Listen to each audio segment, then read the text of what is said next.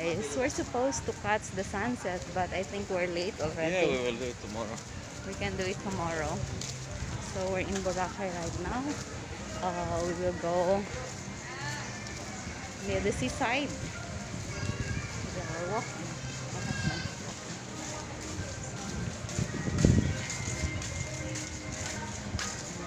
It's good here in Boracay. There's also 7-Eleven here. Look, 7-Eleven.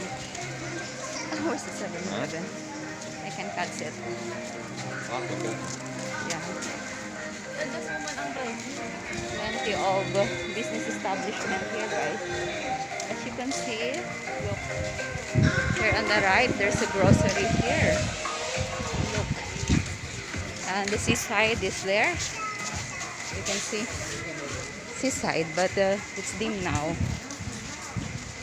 Yeah, because we take few rest. And tomorrow, I'll take some pictures. Wow. Oh, fresh air today. It was not sunny today, isn't it? Yeah. Actually, this is the seaside, guys. But look.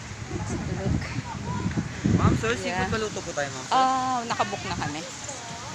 Yes. Marco. This is a seaside, yeah. Marco, let's go along the beach because otherwise. See? On my side here, look.